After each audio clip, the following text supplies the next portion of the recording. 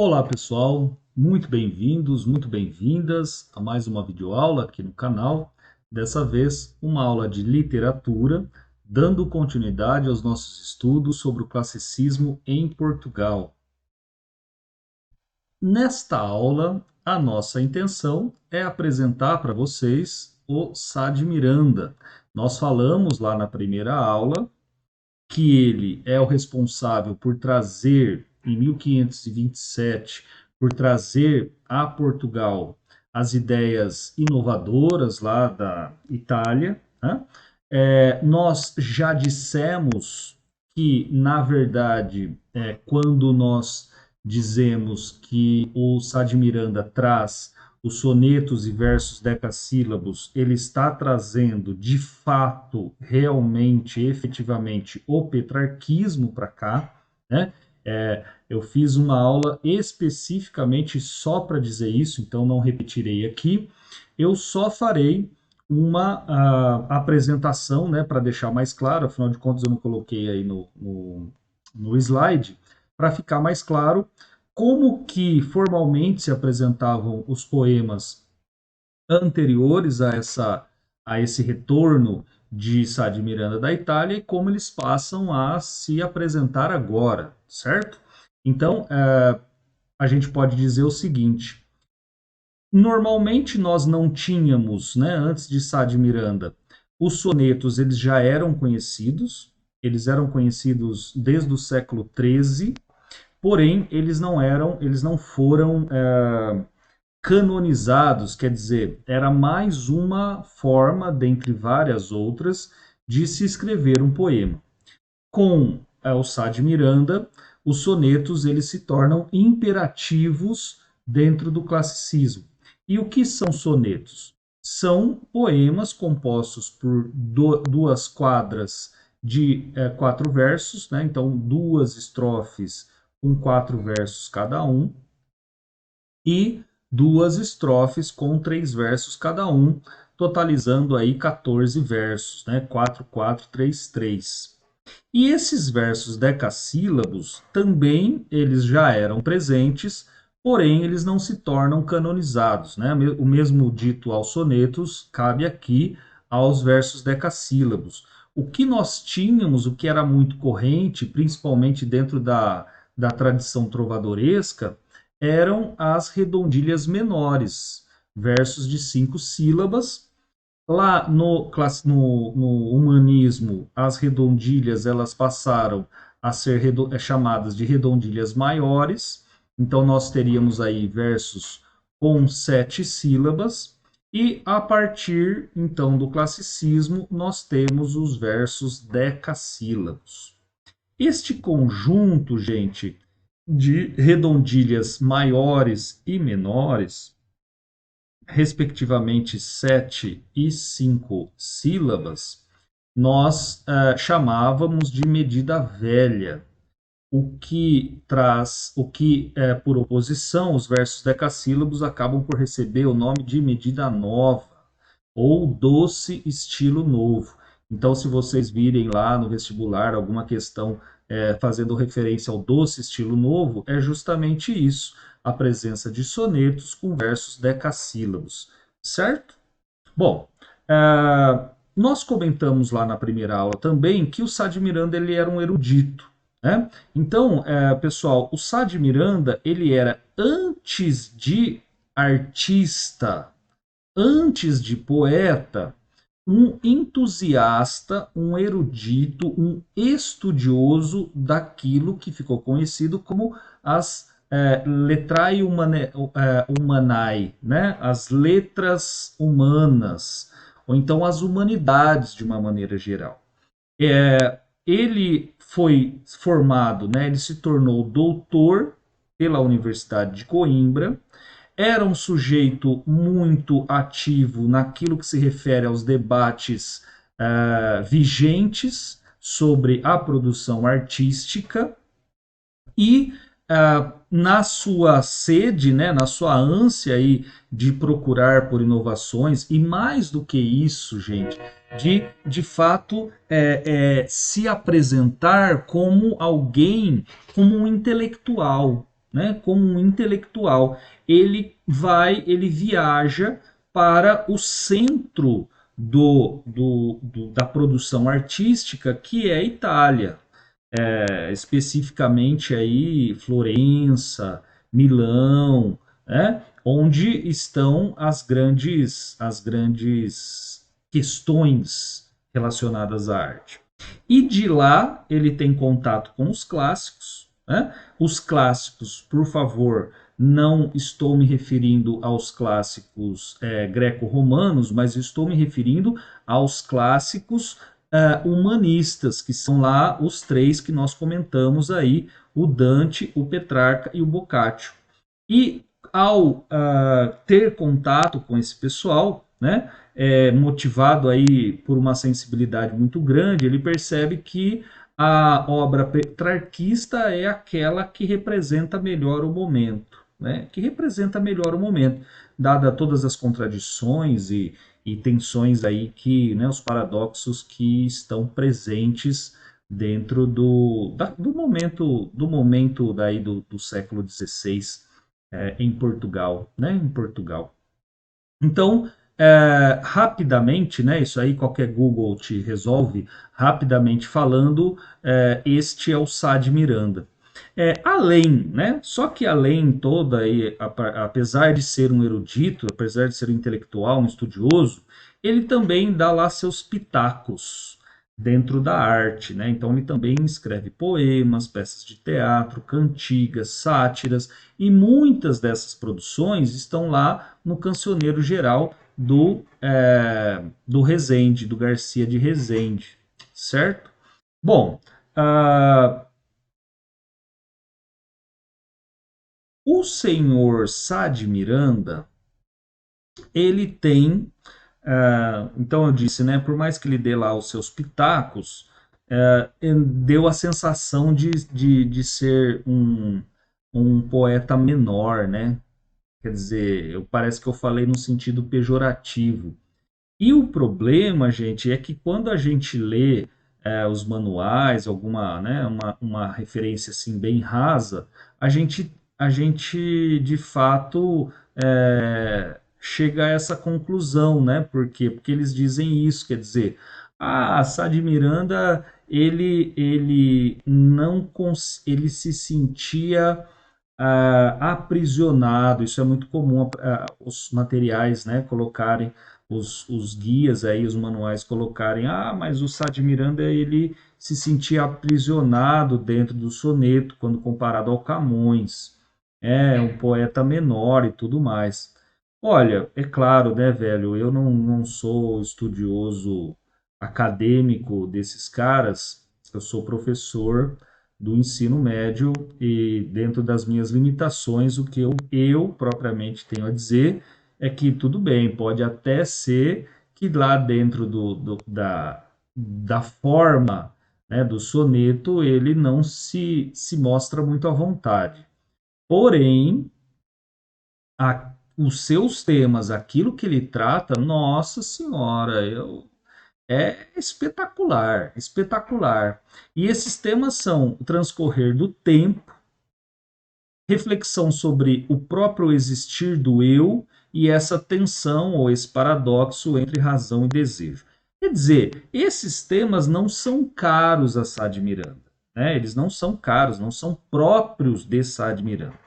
Por que eu coloquei aqui é que então, se eles não são de Sá de Miranda, eles são do classicismo, né, esses temas. Acontece que, no que diz respeito especialmente a essa reflexão sobre o eu, sobre o próprio eu entendo, claro, né, já disse aqui, dentro das minhas limitações, que ele é milhões de vezes melhor do que o Camões. Né? Milhões de vezes melhor do que o Camões. O Camões também fará isso, mas ele dará um valor muito mais, um valor muito maior a essa tensão aí entre razão e desejo. Ele vai falar muito sobre o amor e esse transcorrer do tempo. Bom, especificamente, gente, isso não vale só para o Sá de Miranda, hein? Por favor. vale para todos. Todos aqui significa Sá de Miranda e Camões. Afinal de contas, Bernardinho Ribeiro, a gente não estuda, né? Então, o que eu quis dizer, né, o que eu quis significar aqui com esse transcorrer do tempo é o seguinte: a natureza, ela é entendida pelo clássico como uma entidade que invariavelmente se transforma, porém essa transformação ela segue uma lógica, ela segue uma razão que pode ser entendida como uma lógica que irá se repetir indefinidamente, infinitamente. Quer dizer, as coisas, né, o ciclo da natureza, gente, pense só, né, as 4 estações do ano que se repetem, se repetem, se repetem indefinidamente, infinitamente, o nascer, o crescer, a morte dos animais, das plantas, né?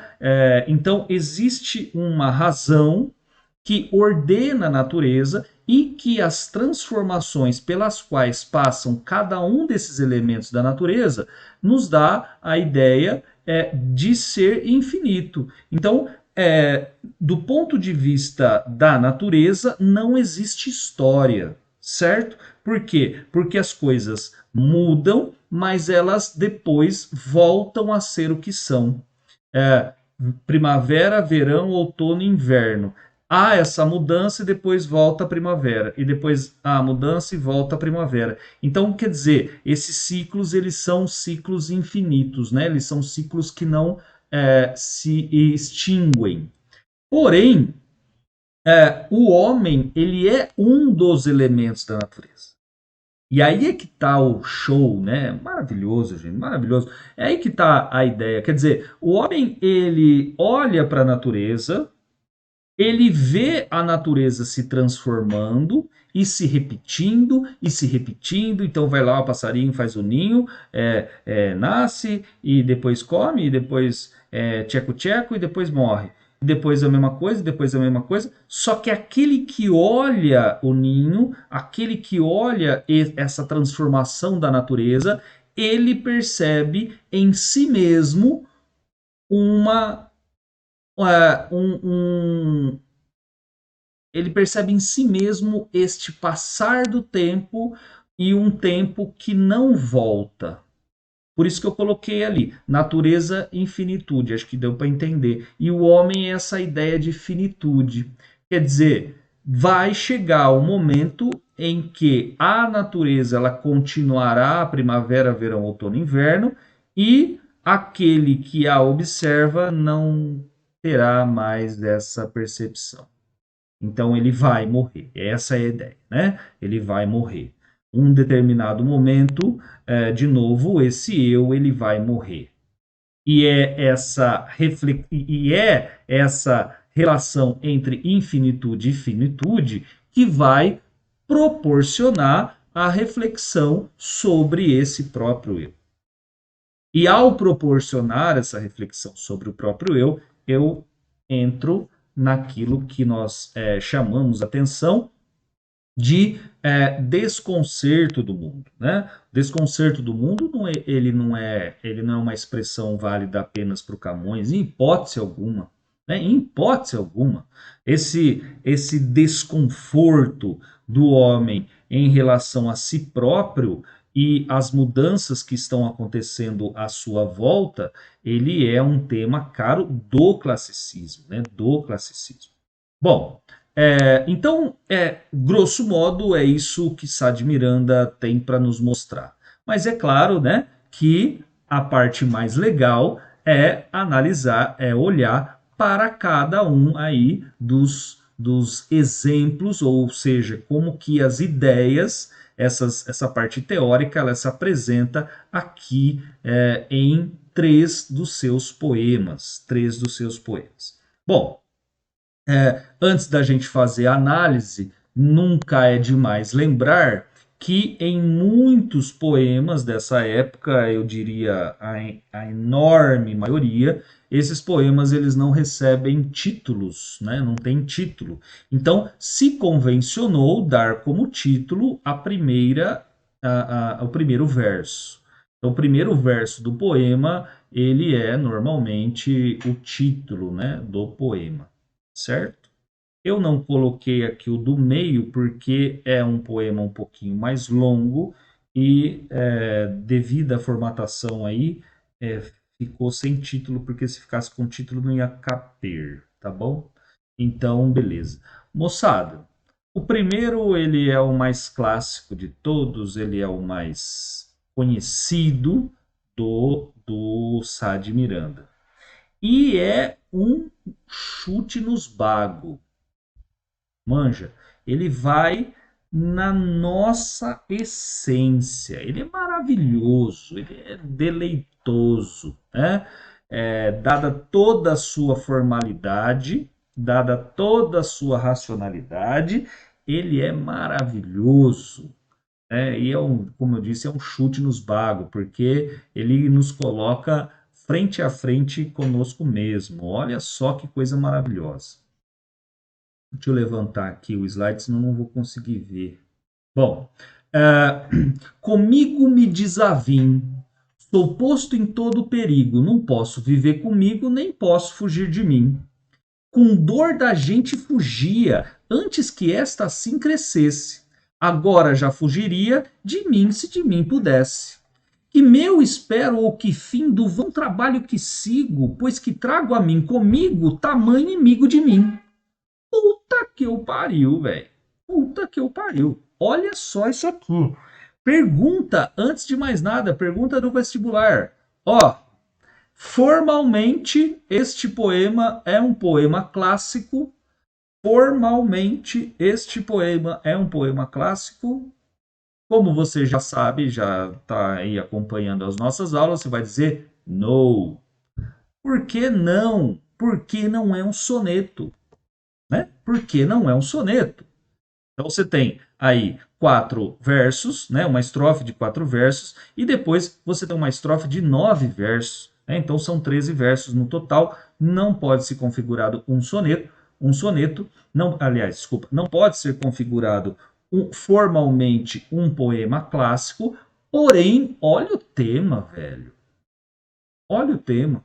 Comigo me desavim. Desavim é indispor, indispor, né? Ele se indispôs com ele. Então, essa conversa do eu lírico com ele mesmo. Né? Vejamos, você tem um padrão, você tem uma moral a ser seguida. Você, como ser social, aprendeu, se instruiu, se educou dentro de uma sociedade X, e essa sociedade X é a sociedade católica da moral religiosa que impede, né, você de matar, de roubar, de trair, enfim. Só que existe alguma coisa dentro de você que procura se desvencilhar dessa razão, no sentido mesmo de querer se mostrar quem é. Né? Então, quer dizer, existe um desejo, existe um impulso escondido dentro de cada um de nós e que, hora ou outra, isso dependendo, evidentemente, de cada um de nós, mas que, hora ou outra, ele dá lá as suas escapadas. E, é claro, é sempre um conflito. Você vai ter, então, as ideias, né? Fazendo uma analogia, você terá as ideias da razão, ou, entre aspas, tá, gente? As vontades da razão, mais do que as vontades, as obrigações da razão, e você tem as vontades do desejo, né? E é este conflito, lembra da aula 1 lá, nossa, é este conflito, este paradoxo, que irá nos acompanhar até o final da vida. Comigo me desavim, sou posto em todo perigo, não posso viver comigo, nem posso fugir de mim. Puxa vida, né? Para não falar puta que eu pariu de novo. Caramba, olha só isso aqui.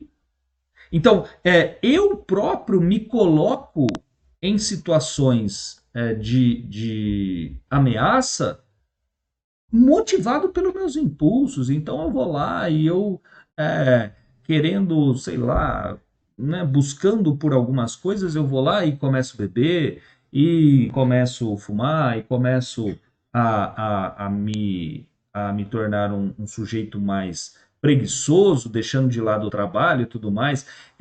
Isso me acarretará, né, diversas ameaças à minha própria vida. Só que, olha só, não posso viver comigo, quer dizer, é ruim, porque você acorda e fala assim, nossa, tem que trabalhar, tem que trabalhar. Mas ao mesmo tempo existe alguma coisa lá que diz assim, ah, fica aí, velho, deita mais um pouquinho, aperta o alarme aí para despertar daqui 10 minutos, né? Ah, não, só hoje, vou tomar uma cachaçinha, vou tomar uma biretinha, ah, eu vou fumar um cigarrinho aqui, depois eu faço, depois eu penso. Eu vou primeiro aqui, né? Comer sei lá, essa comida aqui. Depois eu vejo. Depois a gente acerta. Espera. Então, né? Não posso viver comigo. Quer dizer, é ruim, cara. É ruim. Você sabe que você tem que fazer, mas fica latente lá. Até que, né? Isso daí ele tem que sair de alguma maneira. Ele tem que sair. Ele não pode viver consigo mesmo, mas ele também não pode fugir, né, cara? Não pode fugir. Eu vou fazer o quê? E esse nem posso fugir de mim, ele pode ser analisado ainda mais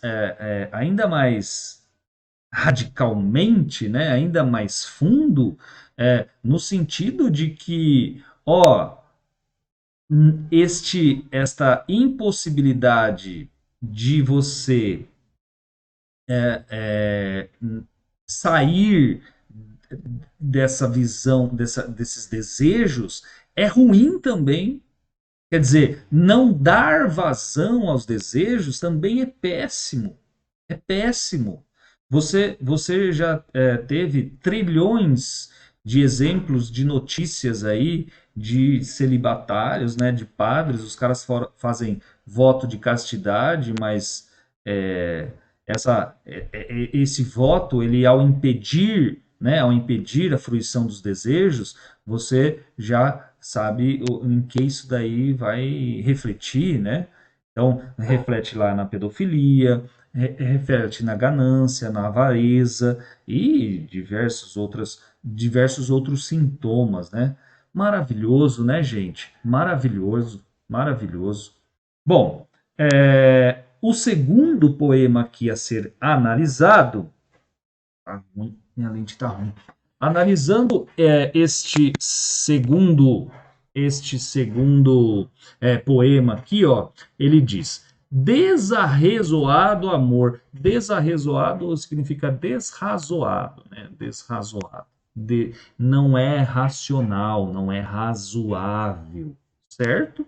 Desarrazoado amor, dentro em meu peito tem guerra com a razão. Amor que jaze de muitos dias, manda e faz tudo o que quer, à torto e à direita. Olha lá, amor, razão. Amor escrito com A maiúsculo, razão escrita com R minúsculo. Ó a força do amor, o ímpeto, o desejo, a libido tem frente à razão. Certo? Não espera razões, tudo é despeito, tudo soberba e força, faz, desfaz, sem respeito nenhum, e quando em paz cuidais que sois, então tudo é desfeito. Quer dizer, quando a razão, quando o amor percebe que ele, sujeito, está em paz, olha lá. E quando em paz cuidais que sois, quer dizer, quando ela percebe, né, que o cara tá de boa, nossa, aí é que vai, né, velho? Então, quer dizer, a hora que o amor ele percebe que tá tudo pleno, tá tudo estático, está tudo nos seus devidos lugares. A hora que ele se dá conta, né, de que o sujeito está assim, ele vai e pula em cima, né? Vem os desejos, vem o amor, né? Vamos falar aqui na linguagem mesmo literária, deixar um pouco a filosófica e a psicanalítica de lado. Vem o amor e começa a te chacoalhar, a te tirar da plenitude, a te tirar daquele momento de segurança, né? De segurança. Em outras palavras, a mostrar que você está vivo, né? Afinal de contas, imobilidade, o ser imóvel lá de Parmênides, Platão, aquilo não é vida, né? Aquilo não é vida. Por quê? Porque é imortal, velho. Para que exista a vida, tem que existir a morte. Então, aquilo que é imortal não vive, né? Não vive. Sem palavras, né? Doutra parte, a razão tempos espia, espia ocasiões de tarde em tarde que ajunta o tempo. Enfim vem o seu dia. Enfim vem o seu dia. Então a razão, ela fica à espreita, ela fica espiando tudo o que o amor faz, né? Toda a bagunça, toda a confusão que o amor faz. Então não tem lugar certo onde aguarde amor. Trata traições que não confia nem nos seus. Que farei quando tudo arde? Nossa, olha que pergunta, velho. Olha que pergunta. Que farei quando tudo arde? Se você viu aqui, né? Você prestou atenção na terceira estrofe, a razão um dia vem. Quando que a razão vem? Na finitude humana, certo? Então, jovem, criança, desejo, amor, confusão, a adolescência, fase adulta, só que chega um momento em que este amor ele arrefece e em seu lugar vem a razão. Só que a razão ela tem existência em comparação com o amor. Em outras palavras, a existência da razão ela é uma existência relativa, ela não é absoluta. O amor é absoluto. O amor é independente, ele existe por ele mesmo. A razão não. A razão só terá de fato existência na medida que se compara ao amor. Então, a razão, ela é, em outras palavras, a falta ou a ausência de amor. É demais, né, gente? É demais. O que farei quando tudo arde? Eu imagino o seguinte, né? Nas minhas aulas eu uso o exemplo que é o seguinte. Imagina uma casa, essa casa ela acontece lá um curto-circuito e sai uma fagulha da tomada e começa a pegar fogo em alguma coisa, né? Começa a pegar fogo lá no, sei lá, no armário. E aí cresce. E aí esse fogo ele sai do armário, ele vai para não sei onde, depois ele vai para não sei onde, depois ele vai para não sei onde. Até o momento em que esse fogo ele tomou toda a casa. Ele abarcou toda a casa. Não há local que não esteja pegando fogo naquela casa, né? Nenhuma parte da casa está intacta. Eu imagino, eu faço essa imagem quando me vem essa pergunta, né? Quando a gente vai falar sobre o classicismo do Sá de Miranda. Que farei quando tudo arde? Esse arde, né? Esse arde, ele é a casa tomada pelo fogo. E aí, o que você vai fazer? Gente do céu, absurdo, né? Absurdo. Então você vê que, gente, ó, dentro da formalidade, versos decassílabos, soneto, dentro dessa camisa de força, né? Dentro dessa racionalidade, portanto, olha a intempestividade. Por quê? Porque a racionalidade, ela, dentro do classicismo, ela aparece assim, velho. Ela aparece assim. Ela aparece nos cânones formais. Agora, os temas eles são pungentes, né? Eles são avassaladores, avassaladores. Por isso que você vai ter também o barroco depois, né, cara? Bom, deixa quieto. Né? Barroco, deixa quieto. Senão eu saio do script.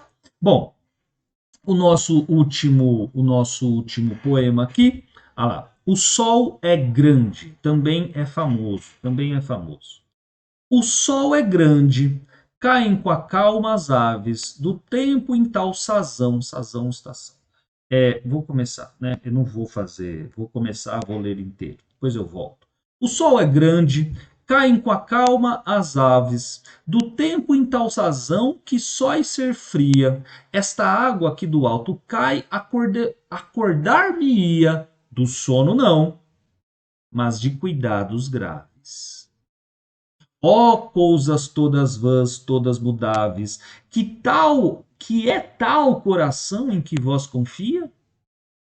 Passam os tempos, vai dia tras dia, incertos muito mais do que aos ventos, ao vento, as naves.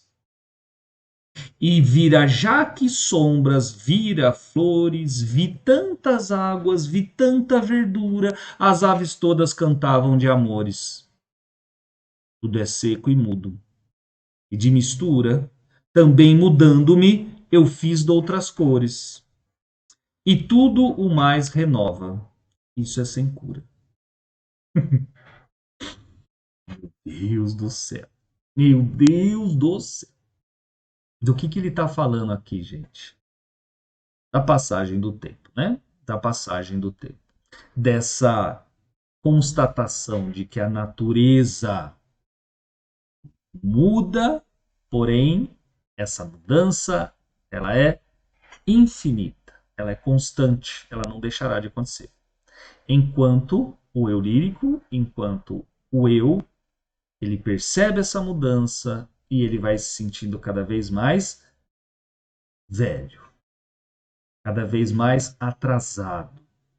Por quê? Porque ele não se renova. Ele não se renova.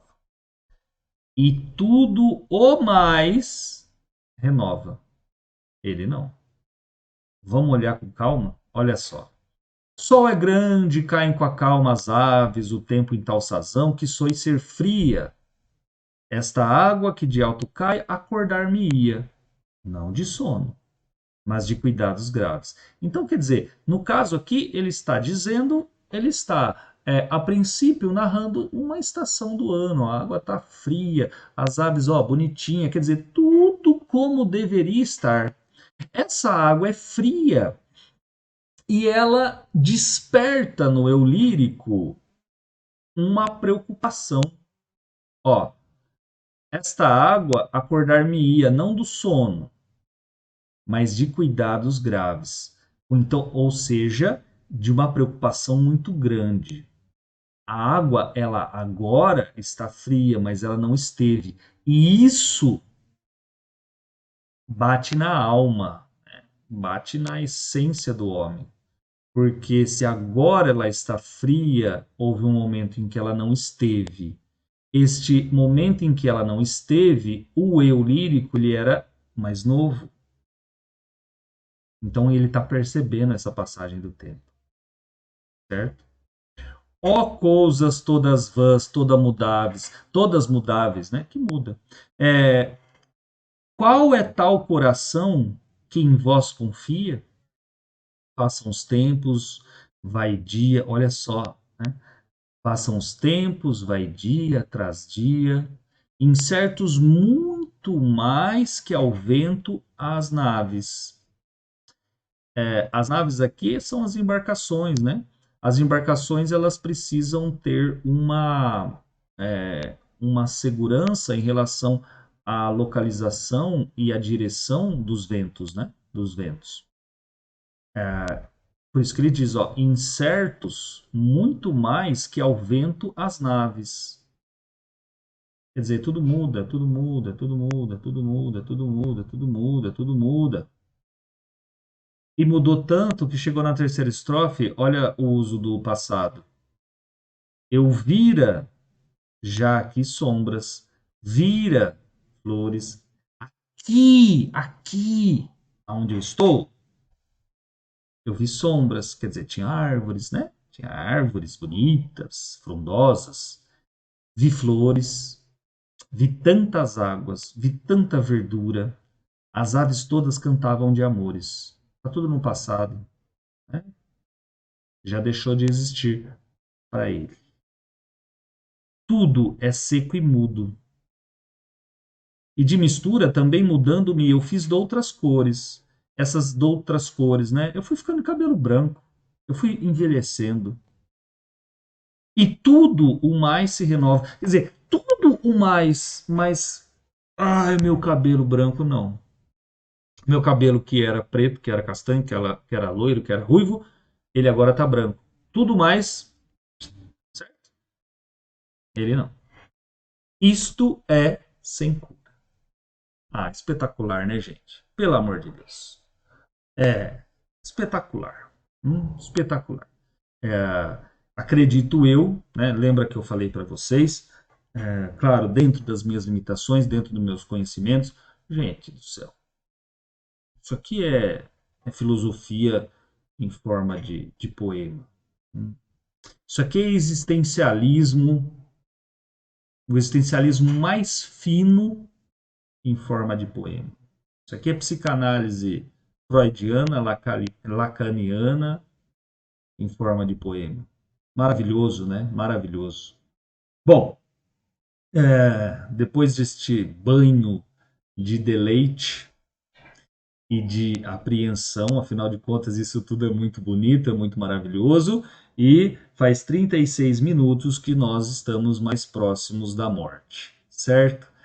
Faz 36 minutos, 37 agora, que o mundo já deixou de ser o que ele era, ele voltará a ser o que ele era, e nós não, né? E nós mais próximos aí da finitude. Beleza, gente? Um beijo para vocês. Aguardo vocês nas próximas aulas que serão sobre Camões. Até mais. Obrigado pela companhia. Valeu.